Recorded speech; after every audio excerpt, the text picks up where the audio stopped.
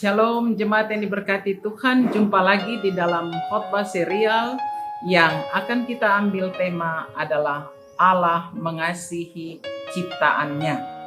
Salam dari Kota Batu, Malang, dan kali ini kita akan baca dari surat Kolose 1 ayat 16. Karena di dalam Dialah telah diciptakan segala sesuatu yang ada di sorga dan yang ada di bumi, yang kelihatan dan yang tidak kelihatan, baik singgasana maupun kerajaan, baik pemerintah maupun penguasa. Segala sesuatu diciptakan oleh Dia dan untuk Dia.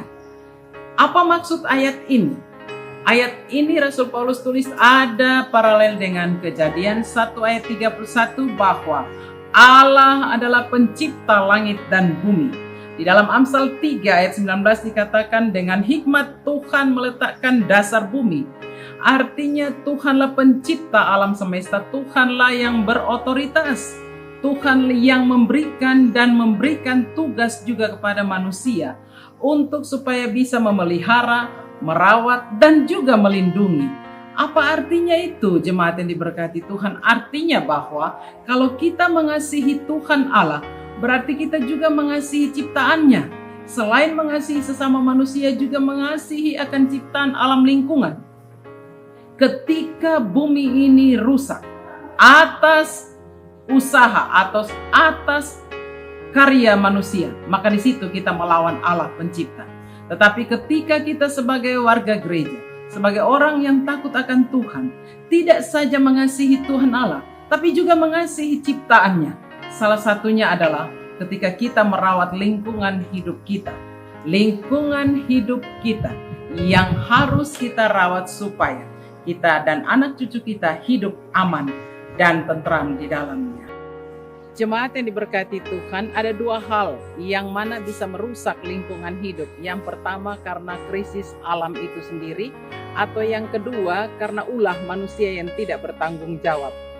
Kita ingat tahun 2014 terjadi banjir di Jakarta yang luar biasa. Itu karena ulah manusia yang membuang sampah sembarang tempat.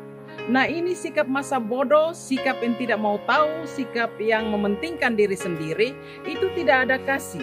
Orang yang percaya kepada Tuhan Allah pencipta langit dan bumi, kepada Yesus Kristus, dia adalah orang yang bertanggung jawab.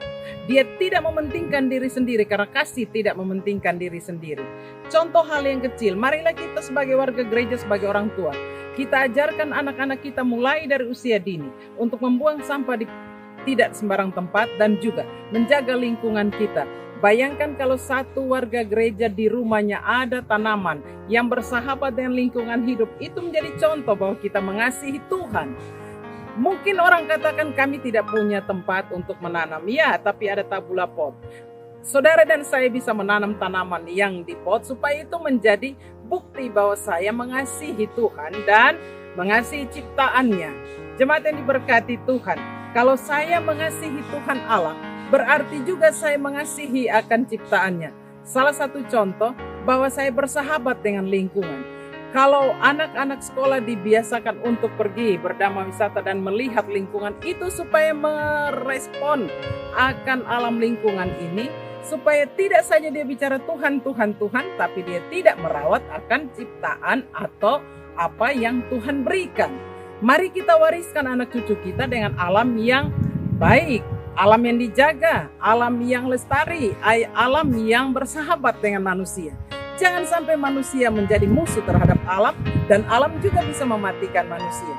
Jadi beberapa catatan penting jemaat yang diberkati Tuhan adalah satu, kita tahu ketika kita menikmati alam ciptaan ini, kita akan mengagungkan ajaib karya Tuhan.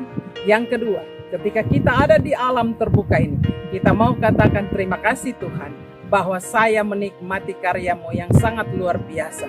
Yang ketiga, sebagai orang yang percaya kepada Tuhan dengan alam yang begini luar biasa indah, maka saya mengucap syukur supaya saya merawat, saya akan melestarikan, saya tidak berani merusaknya karena saya pasti bertanggung jawab terhadap pencipta. Dan yang keempat, mari kita wartakan kepada warga gereja dan semua orang bahwa alam ciptaan adalah tanggung jawab saudara dan saya. Tanggung jawab kita orang yang beriman, takut akan Tuhan, berarti juga menjaga lingkungannya. Tidak saja mengasihi Tuhan Allah dan manusia, tetapi juga ciptaan Tuhan yang lain adalah langit dan bumi dan segala isinya.